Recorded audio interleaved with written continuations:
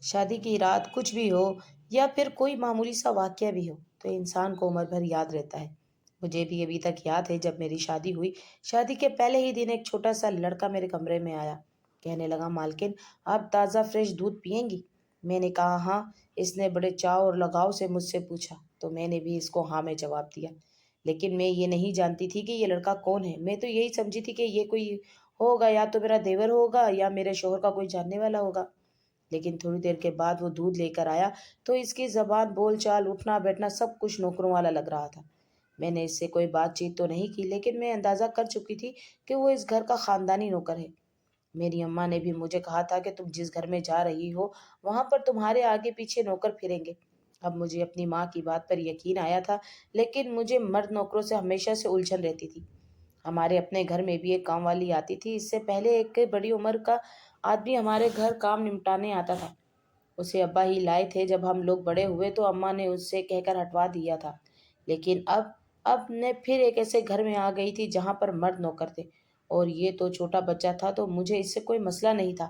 میں نے سوچا کہ چلو کوئی بات نہیں، جب یہ بڑا ہوگا، 15 16 17 سال کا ہو جائے گا تو میں اسے اس گھر بھیج دوں گی۔ ویسے بھی چھوٹے بچوں کو زیادہ معاملات کا پتہ نہیں ہوتا۔ میں تو چھوٹے بچوں کے ساتھ ہمیشہ کھل کر بات چیت کیا کرتی تھی، پر میں یہ نہیں جانتی تھی کہ میں اس وقت اپنی زندگی کی سب سے بڑی غلطی کرنے جا رہی ہوں اور اپنے گھر کو اپنے ہی ہاتھوں سے آگ لگانے لگی ہوں۔ تھوڑی دیر کے بعد میرا شوہر کمرے میں آئے اور مجھ سے کہنے لگے کہ میں تم سے کبھی زندگی میں کوئی توقع نہیں رکھوں گا، کیونکہ میں عام شوہر جیسا نہیں ہوں۔ اس گھر میں کام کرنے کے لیے تمہیں کوئی نہیں کہے گا۔ گھر میں نوکر چاکر ہیں، تمہیں آرام کا بھی خیال رکھا جائے گا۔ بس تم نے میری ماں جی کی ہر بات ماننی ہے۔ ماں جی نوکروں پر سختی نہیں کرتی، وہ بہت ہی نرم دل ہیں۔ ان کی نرم دلی سے اکثر ہم بھی تنگ پڑ جاتے ہیں، لیکن اب تم اس گھر کی فرد ہو، اس لیے تم نوکروں پر کبھی سختی مت کرنا، لیکن نوکر تمہاری خدمت میں کوئی کوتاہی نہیں کریں گے۔ بس تم انہیں جھڑکنا مت۔ اماں کا کہنا ہے کہ ان لوگوں کی بددعا بہت جلد لگتی ہے، اس لیے کبھی بھی نہ ہی ان سے کوئی بدتمیزی کی جائے اور نہ ہی ایسی بات کہ ان کا دل دکھے۔ میں نے اپنے شوہر کی ہاں میں ہاں ملائی تھی۔ ظاہر ہے میرے پاس اور کوئی چارہ تھا بھی نہیں۔ پھر مجھ سے کہنے لگے کہ تم دودھ پی کر سو جاؤ، مجھے فی الحال اپنے دوستوں کے ساتھ جانا ہے۔ آج انہوں نے میرے لیے ایک دعوت رکھی ہے، مجھے نہیں لگتا کہ میں یہاں رہ پاؤں گا۔ 2 3 بجے آؤں گا، تب تک تم تھک چکی ہوگی، اس لیے تم سو جانا۔ میں آذر سے کہہ دوں گا کہ اگر میں آیا تو وہ تمہیں جگا دے گا۔ آذر، میں نے اپنے شوہر کی طرف سوالیہ نظریوں سے دیکھا۔ وہ کون ہے؟ میں نے منہ سے پہلا لفظ یہی نکالا تھا۔ ارے تھوڑی دیر پہلے جو تمہیں دودھ دینے آیا تھا، وہ چھوٹا بچہ ہمارے گھر کا سب سے اچھا اور بہترین خدمتگار ہے۔ اسے کبھی بھی نوکر مت سمجھنا، اپنا چھوٹا بھائی یا پھر اچھا سمجھنا۔ تمہاری اتنی خدمت کرے گا کہ تم ساری زندگی یاد رکھو گی۔ اسے یہاں کام کرتے ہوئے 2 سال ہو گئے ہیں اور سب اس سے بہت زیادہ خوش ہیں۔ اسی لیے میں نے اماں سے کہا تھا کہ میری بیوی کے لیے آذر کو رکھ دیں تاکہ وہ کام کرے اور میری بیوی کو کوئی مسئلہ بھی نہ ہو۔ میں تمہارے کردار کے بارے میں اچھے سے جانتا ہوں، تمہیں بڑے بڑے آدمیوں سے نفرت ہے، اس لیے یہ چھوٹا بچہ رکھا ہے تاکہ تم اس کے ساتھ کبھی ڈرو نہیں یا کبھی خود کو غیر محفوظ تصور نہ کرو۔ میں نے اپنے شوہر کا شکریہ ادا کیا۔ وہ تو چلے گئے، لیکن ایک عجیب سا احساس مجھے ہونے لگا۔ کیا اس گھر میں میرا خیال نوکر رکھیں گے؟ میرا شوہر کیا مجھ سے بات نہیں کرے گا؟ میرے دل میں ہزاروں خیالات آ رہے تھے کہ کمرے کے دروازے پہ دستک ہوئی۔ میں نے باہر کی طرف دیکھا تو وہاں کوئی بھی نہیں تھا کہ دروازہ اچانک کھلا۔ میں حیران ہو گئی کہ میں نے تو دروازے کی کنڈی بھی نہیں کھولی، پھر یہ دروازہ کیسے کھل گیا؟ یہ دیکھ کر میری حیرت کی انتہا نہ رہی کہ میرے سامنے 10 سالہ نوکر آذر کھڑا تھا اور اس کے ہاتھ میں دروازے کی چابی تھی۔ میں نے اسے دیکھ کر غصے سے پوچھا، یہ کیا تم نے دروازے کی چابی سے کیوں کھولا؟ کیا تم نے دیکھا نہیں کہ یہ ایک نئی نویلی دلہن کا کمرہ ہے؟ کم سے کم تمہیں پوچھ کر آنا چاہیے تھا۔ تمہیں اتنا تو پتا ہوگا کہ یہ ایک نئی نویلی دلہن کا کمرہ ہے۔ آتے ہوئے تمہیں دستک دینی چاہیے۔ وہ دوبارہ اس سے حرکت مت کرنا۔ میں نے اسے غصے سے کہا تو وہ اپنے کانوں کو ہاتھ لگا کر مجھ سے معافی مانگنے لگا۔ مالکن معاف کر دے، لیکن دراصل مجھے غلط فہمی ہوئی ہے۔ آپ سے پہلے یہ کمرہ چھوٹی بیوی کا ہوا کرتا تھا۔ وہ بھی مجھے یہی کہا کرتی تھی کہ بعض اوقات مجھے اتنی سستی ہوتی ہے کہ میں اٹھ کر دروازہ کھول نہیں سکتی۔ تم باہر سے چابی استعمال کر کے دروازہ کھول لیا کرو اور مجھے قہوہ وغیرہ لا کر دیا کرو۔ تو بس میں تو چھوٹی بیوی کے خیالوں میں آپ کے کمرے میں بھی ایسے ہی آ گیا۔ مجھے معاف کر دے جی۔ اس نے بڑی اداؤں سے مجھ سے معافی مانگی۔ मैं भी समझ गई कि हाँ, हो सकता है कि मेरी नंद पहले बहुत ज्यादा नखरे वाली और सुस्त होगी, तो नौकर को इसी तरह कमरे का दरवाजा खुद खोल कर आना पड़ता होगा। लेकिन मैंने दिल में सोच लिया था कि मैं इस बात की तह तक जरूर जाऊंगी और इस नौकर की हरकतों पर शुरू से ही नजर रखूंगी। अच्छा, अब ये बताओ, तुम यहाँ आए क्यों हो? मैंने इससे पूछा तो कहने लगा, मैंने सोचा कि आपका हाल अहवाल पूछ लो, और अगर आपको खाने की कोई चीज चाहिए तो वो भी बता दे। मैं रात देर तक जाता रहता हूँ और इस हवेली के सारे नौकर सो जाते हैं, बस मैं ही जागता रहता हूँ। इसने बड़ी चमकती हुई आंखों से कहा था। अच्छा ठीक है, फिलहाल तुम मेरे कमरे से जाओ और दोबारा ऐसी दरवाजा मत खोलना।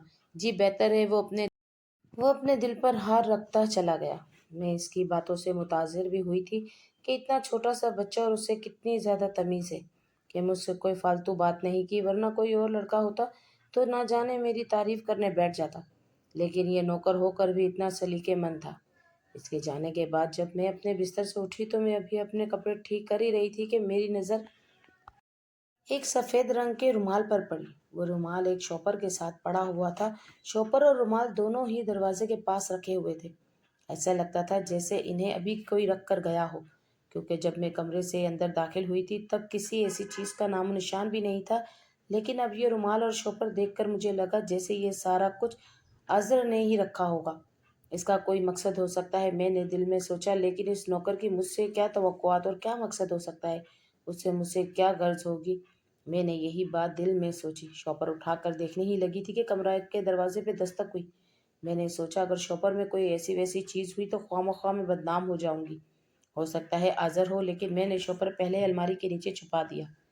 इसके बाद कमरा का दरवाजा खुला तो सामने मेरी सास खड़ी थी। मेरी सास के चेहरे पर परेशानी के आसार नमूदार थे।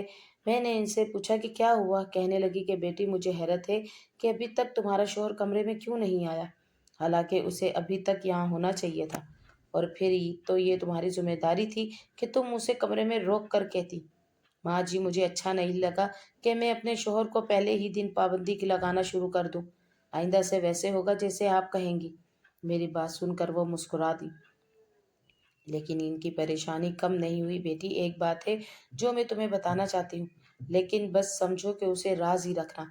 अब ये बात करने का वक्त नहीं, बस तुम्हें इतना कहूंगी कि तुम मोहतात रहना, और अगर तुम्हारा शोर तुमसे दूर भी हो तो तुम खुद इसके करीब जाना। औरत को अपनी जिम्मेदारी खुद संभालनी होती है, और अब मैंने अपना जवान बेटा तुम्हें दे दिया है, तुम्हें इसका ख्याल रखना है। सास की बात सुनकर मैं अजीब सोच में पड़ गई। मेरी सास बड़ी पहेलियां बुझवा रही थी, जबकि मुझे इनकी किसी बात की कोई समझ नहीं आ रही थी। खैर से मैं वापस आकर अपनी जगह पर बैठ गई। मेरी नज़र दूध के गिलास पर पड़ी। मैंने उसे फौरन से उठाकर अपने मुंह से लगा लिया। मुझे अभी सख्त प्यास लग रही थी, किसी से पानी भी नहीं मांग सकती थी। दूध पीकर मेरा पेट भर गया। मैं सोने के लिए लेट गई। रात के तकरीबन 2 बजे थे जब मुझे अपने कमरे में किसी हलचल का एहसास हुआ। मैंने देखा तो दरवाज़ा खुला हुआ था। मुझे सख्त गुस्सा आया कि इस वक्त कौन आ गया। दरवाज़ा खुलते ही मैंने देखा तो सामने आज़र खड़ा था। मुझे इस पर बहुत ज़्यादा गुस्सा आया। मैंने उसे झिड़कते हुए पूछा, तुम्हें शर्म नहीं आती? तुम रात के 2 बजे मेरे कमरे में क्या लेने आए हो? मेरी बात सुनते ही वो डर गया। कानों को हाथ लगाकर कहने लगा, बड़ी मालकिन, मुझे माफ़ कर दें, खुदा के लिए मुझे माफ़ कर दें। मैं यहाँ पर अपनी एक बहुत ही ज़रूरी चीज़ भूल गया था। अगर मैंने वो चीज़ ना ली तो मैं मर जाऊँगा। आपने देखी हो तो आप बता दें। मैं इसकी बात सुनकर चौंक गई थी। क्या चीज़ तुमने यहाँ रख दी? एक शॉपर और एक रुमाल था। जी था, तो वो आपको देना, लेकिन मुझे लगा कि मैंने कहीं और गिरा दिया, और अगर वो रुमाल किसी और ने देख लिया तो मेरी शामत आ जाएगी। इसकी बात सुनकर मैंने उसे तसल्ली दी कि ऐसा कुछ नहीं होगा, और दोबारा के बाद वो मेरे कमरे में इस तरह। जाते जाते इसने दूध का वो गिलास भी ले लिया और वहां से चला गया। इसके जाने के बाद मैं फिर से सोच में पड़ गई थी। मैंने सोचा कि क्यों ना मैं रुमाल और वो शॉपर निकाल कर देखूं कि इसमें था क्या जिसके बारे में वो इतनी ज़्यादा जल्दी मचा रहा था, और उसे खौफ भी इतना इंतहा का था। मैंने उसे तसल्ली दे दी थी, लेकिन मेरे दिल में शॉपर और रुमाल के लिए बे इंतहा तजस्सुस था। मैंने अपने कमरे के दरवाजे को अच्छी तरह से बंद किया और इस बार लॉक लगाने की बजाय कुंडी लगा दी। फिर कमरे की रोशनी जलाई और रुमाल और शोपर खोल कर देखने लगी। अंदर से जो चीज़ निकली वो देखकर मैं बहुत ज़्यादा हैरान थी। हैरान भी थी और परेशान भी थी, क्योंकि मैंने इस छोटे बच्चे से ये उम्मीद नहीं की थी کہ وہ ایسی چیز شاپر میں رکھ کر بہانے سے مجھے دے گا۔ اب میرے دل میں ایک ڈر سا بیٹھ گیا تھا، آخر یہ کس کی حرکت تھی؟ کیونکہ اگر میں لاکھ اس بچے پر غصہ کروں، شک بھی کروں اور یہ یقین کرنے کی کوشش کروں کہ یہ اسی نے کیا ہے، لیکن اس کے باوجود بھی یہ سب ایک بڑا ہی کر سکتا تھا، ایسا انسان جو مجھے اچھی طرح سے جانتا ہو۔ میں نے اپنے دل میں تہیہ کر لیا تھا کہ میں اب اس نوکر کو آزر سے بنا کر رکھوں گی، کبھی بھی اسے ڈانٹوں گی نہیں اور نہ ہی کوئی ایسی بات کروں گی جس کی وجہ سے وہ مجھ سے دور چلا جائے اور مجھ سے بدلے میں باتیں چھپانے لگے۔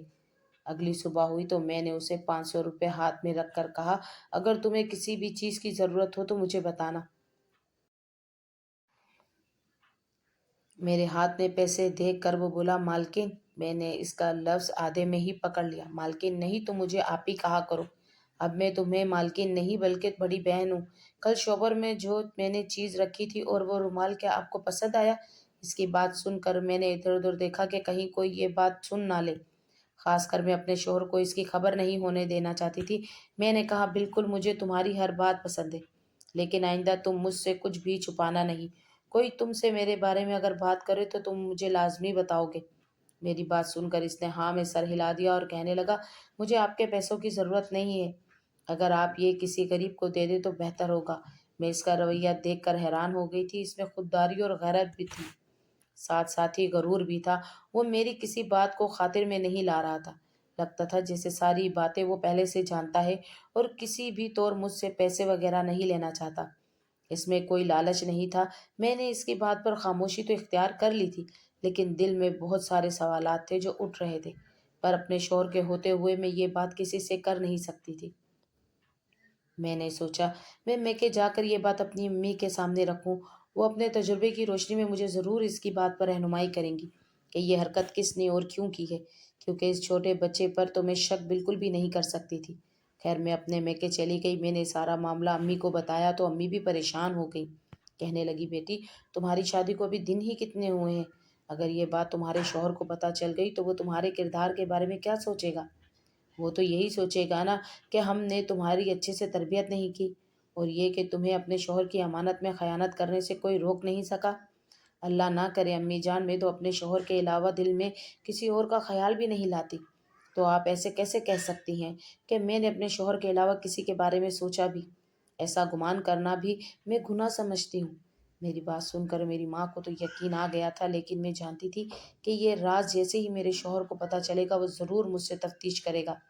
وہ شاپر اور رومال میں نے امی کو ہی دیا اور واپس اپنے گھر آ گئی۔ امی نے مجھے محتاط رہنے کا کہا تھا اور خاص کر اس آزر پر نظر رکھنے کا، جسے میں ایک بس 10 سالہ نوکر سے زیادہ کچھ نہیں سمجھتی تھی، لیکن یہ تو میری غلطی نکلی۔ خیر جب میں دوبارہ سسرال آئی تو میرا شوہر میرا انتظار کر رہا تھا، لیکن آج اس کے چہرے پر انتظار سے زیادہ بے چینی اور غصہ تھا۔ اسے دیکھ کر میں ڈر گئی۔ اس نے مجھ سے عجیب سے لہجے میں پوچھا، تم کہاں گئی تھی اور کیوں گئی تھی؟ اس کی بات سن کر میں نے آرام سے جواب دیا کہ میں صرف اپنی امی کی طرف گئی تھی، امی کے ساتھ گئی تھی تو مجھے بتانا چاہیے تھا۔ تمہیں آئندہ میری اجازت کے بغیر گھر سے قدم بھی مت نکالنا۔ اس کی بات سن کر میں سہم گئی تھی۔ میں نے سوچا بھی نہیں تھا میرا شوہر ایک دم اتنا بدل جائے گا، لیکن ان کی نظروں سے لگ رہا تھا جیسے کچھ تو ہوا ہے، وہ مجھ سے یا تو خفا تھے یا مجھ سے کوئی بات کہنا چاہتے تھے۔ اتنے میں میری ساس کی آواز آ گئی، مجھ سے کہنے لگی، بیٹی اچھا سا کھانا تیار کر لو، آج ہمارے کچھ خاص مہمان آئیں گے، اور ہاں یاد رکھنا ان کے سامنے تم نے بہت ہی زیادہ ادب و احترام سے اپنے شوہر کو پکارنا ہے، یوں یار وار کہہ کر اپنے شوہر کو نہیں پکارنا۔ میں نے اپنی ساس کو تسلی دی کہ میں ایسا کچھ بھی نہیں کروں گی، وہ بے فکر ہو جائیں۔ پر میں اپنے کمرے میں گئی تو میرے شوہر نے ایک کالی سی چادر اوڑھ رکھی تھی اور وہ اسے بڑے غور سے دیکھ رہے تھے۔ میں یہ دیکھتے ہی ڈر گئی۔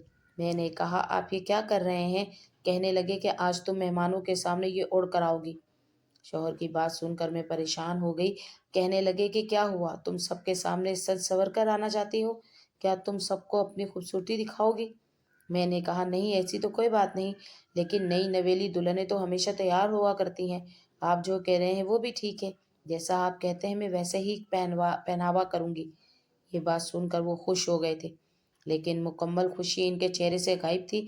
لگتا تھا جیسے وہ میرے بارے میں کوئی ایسی بات جانتے ہوں جس کے بارے میں ابھی تک یقین مکمل نہیں۔ اور وہ شک بھی کر رہے ہیں۔ خیر میں نے صبر و تحمل سے کام لینا تھا، اس لیے میں خاموش رہی۔ پھر میرے شوہر نے مجھے وہی چادر اوڑھنے کا کہا، حالانکہ میں تو سمجھی تھی کہ وہ مجھ سے صرف مذاق کر رہے ہیں۔ دعوت میں کون کون آ رہا ہے؟ میری بات سنتے ہی میرے شوہر کے تاثرات بدل گئے اور بولے، جو بھی آ رہا ہے تمہیں اس سے غرض نہیں ہونی چاہیے، چاہے تم عورتوں سے ملو یا مردوں سے، تمہارے پہناوے میں کوئی فرق نہیں آئے۔ جی بالکل صحیح ہو گیا، میں تو بس اسی لیے پوچھ رہی تھی تاکہ مجھے مہمانوں کا اندازہ ہو جائے۔ میں اپنی بات کر کے تو خاموش ہو گئی تھی، لیکن میرا شوہر مجھے ابھی تک مشکوک نظروں سے دیکھ رہا تھا۔ آدھے گھنٹے بعد مہمان آ گئے۔ گھنٹے بعد جب میں نے کھانا لگایا تو مہمانوں نے ایک کالے رنگ کے کپڑے پہنے آدمی بھی موجود تھا۔ میں اسے دیکھ کر عجیب سی گھبراہٹ کا شکار ہو گئی تھی، کیونکہ وہ مجھے بار بار اس طرح دیکھ رہا تھا جیسے مجھے پہلے سے جانتا ہو۔ میں اسے دیکھ کر پریشان ہو گئی تھی، لیکن اپنے شوہر کو یہ بات محسوس نہیں ہونے دی، نہ ہی میں نے اس کی طرف دیکھا۔ میرے شوہر نے مجھے یہ بات بتا نہیں رکھی تھی کہ یہ ان کے رشتے دار ہیں اور کیا لگتے ہیں۔ سو میں خاموشی سے دعوت کا کھانا بھی کھا رہی تھی اور مہمانوں سے بھی پوچھ رہی تھی کہ انہیں کسی چیز کی ضرورت ہو تو وہ مجھے بتائیں۔ تھوڑی دیر کے بعد میں اٹھ کر کچن میں آئی۔ میرے شوہر بھی میرے پیچھے پیچھے آ گیا۔ سچ سچ بتا دو، یہ سب کچھ کب سے چل رہا ہے؟ میرے شوہر نے مجھے میرے بازوؤں سے کھینچتے ہوئے کہا تو میں پریشان ہو کر انہیں دیکھنے لگی۔ کیا چل رہا ہے؟ کیا کہنا چاہتے ہیں آپ؟ میں نے ان سے غصے سے پوچھا تو ہنس کر بولے، یعنی تمہیں سب پتہ ہے لیکن تم انجان بننے کی اداکاری کر رہی ہو۔ ایک بات یاد رکھنا، میں کبھی کسی گناہ گار کو یا بے وفا کو معاف نہیں کرتا، اور جس دن مجھے سچ سمجھ آ جائے گا اس دن تو میں تمہارے چہرے پر تھوکوں گا بھی نہیں۔ ابھی تو میں فی الحال میں شک کا فائدہ دے رہا ہوں، جس دن مجھے حقیقت پتہ چلی اس دن میں تمہیں جان سے مار دوں گا۔ شوہر کی بات سن کر میرا دل کانپ اٹھا تھا، لیکن میں چپ کر گئی تھی۔ میں نے سوچا کہ جب میرے کردار میں کوئی خرابی ہی نہیں تو مجھے خواہ مخواہ ڈرنا بھی نہیں چاہیے۔ میں نے امی کو بھی یہ بات بتائی تو امی کہنے لگی، بیٹا یہ بات اتنی آسان نہیں جتنی نظر آ رہی ہے، اتنی ہے نہیں، اس کے پیچھے ضرور کوئی نہ کوئی راز ہے جو تم سے چھپایا جا رہا ہے، ورنہ کوئی بھی انسان اپنی شادی کے فوراً بعد اپنی بیوی سے ایسے دل دکھانے والی باتیں نہیں کرتا، اور وہ بھی میرے داماد جیسے بچہ جو کہ انتہائی شریف النفس ہے۔ ضرور کسی نے اس کے کان بھرے ہوں گے۔ تم اپنے کمرے میں غور سے دیکھو، کوئی ایسی چیز، کوئی نشانی ملے تو مجھے بتانا، میں باقی تمہاری رہنمائی کروں گی۔ اماں کی بات سے مجھے شوپر اور رومال والا واقعہ یاد آیا۔ میں نے سوچا کہ کیوں نہ میں اس رومال اور شوپر کو اپنے شوہر کو دے دوں اور ان سے پوچھوں کہ یہ کسی نے مجھے آذر کے ذریعے بھجوایا تھا، لیکن پھر سوچا کہ خواہ مخواہ ایک نیا قصہ سامنے آ جائے گا۔ اسی شام آذر میرے کمرے میں آئے اور کہنے لگا، آپی میں آپ سے ایک بات کہنا چاہتا ہوں، اگر آپ کو مجھ پر یقین نہیں تو بے شک آپ جا کر بڑے بھیا سے پوچھ لینا، لیکن فی الحال کے لیے آپ میرے ساتھ آئیں، میں آپ کو باہر لے کر جانا چاہتا ہوں۔ تم مجھے کیوں باہر لے کر جاؤ گے؟ آذر تمہیں تو خود کچھ نہیں پتا، تم ایک چھوٹے بچے ہو۔ آذر میری بات سن کر ہنس پڑا، نہیں میں تو آپ کو اپنے ساتھ لے کر نہیں جاؤں گا، باہر بڑے بھیا کھڑے ہیں نا، وہ آپ کو لینے کے لیے آئے ہیں۔ بڑے بھیا یعنی میرے شوہر؟ ہاں ہاں آپی، میں انہی کو تو بڑے بھیا کہتا ہوں، وہ کار میں آپ کا انتظار کر رہے ہیں۔ میں اس آذر کی بات سن کر کچھ سمجھ نہیں تھی، پریشان بھی تھی اور شک میں بھی پڑ گئی۔ میں نے اپنی ساس سے جا کر پوچھا کہ آذر نے مجھے کہا ہے کہ باہر میرے شوہر مجھے لینے کے لیے کھڑے ہیں، کیا واقعی میں انہوں نے آپ سے ایسی کوئی بات کی تھی؟ میں نے تو باہر جا کر بھی نہیں دیکھا، آذر بچہ ہے، شاید اس سے غلطی ہو گئی ہو، آپ جا کر ایک بار باہر دیکھ آئیں۔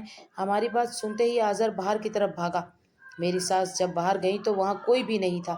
یہ دیکھ کر تو میں بہت سخت حیران ہوئی، اب مجھے آذر پر پکا شک پڑ چکا تھا۔ شام کا وقت تھا، سب لوگ چھت پر چائے پینے کے لیے چلے گئے۔ میں نے سوچا کہ آج میں آذر سے دو ہاتھ کیوں نہ کر لوں، روز روز شک کی آگ میں جلنے سے بہتر ہے کہ آج میں اسے ایک بار کمرے میں بند کر کے ساری تفتیش مکمل کر لوں۔ سو میں نے ایسے ہی کیا، بہانے سے اسے اسٹور روم میں بلایا کہ مجھے کچھ چیزیں اوپر رکھنی ہے، پھر اسٹور روم میں بند کر دیا اور ہاتھ باہر سے کمرے کو تالا لگا دیا۔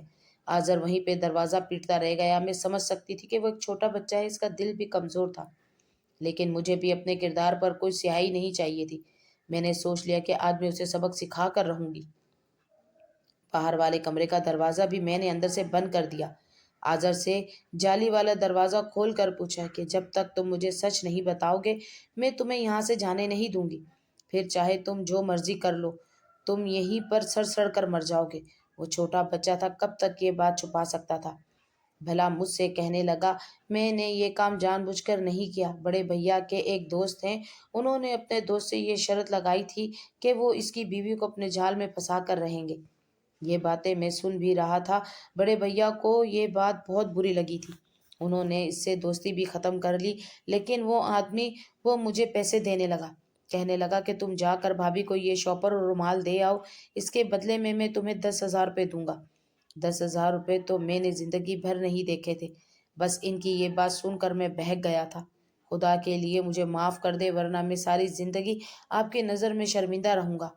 میں نے کہا کہ میری نظر میں تو تم گر ہی گئے ہو، لیکن اب میرے شوہر سے دور رہنا، ورنہ اگر انہیں تمہاری اس حرکت کا پتہ چلا، تم نے شادی کی رات مجھے کسی اور کا تحفہ لا کر دیا تھا، تو وہ تمہارے برا حال کر دیں گے اور تم اپنی نوکری سے بھی جاؤ گے۔ اس لیے دوبارہ اس بات کو اپنی زبان پر مت لانا، اور اس خبیث سے بھی کہہ دو کہ دوبارہ مجھ تک پہنچنے کی، اپنے گندے ہاتھ میری روح تک پہنچانے کی کوشش نہ کرے۔ میری بات سن کر اظہر کی آنکھوں سے آنسو گرنے لگے۔ میں جانتی تھی وہ بیچارہ معصوم اور بے قصور ہے، لیکن اب مجھے اس پر بھروسہ بھی نہیں رہا تھا۔ میں کسی صورت اس سے دوبارہ کوئی بات نہیں کرنا چاہتی تھی۔ اور صحیح کہتے ہیں کہ مرد چاہے چھوٹا ہو یا بڑا، عورت کو ہمیشہ اس سے ایک فاصلے پر رہنا چاہیے، ورنہ حالات بگڑ بھی سکتے ہیں۔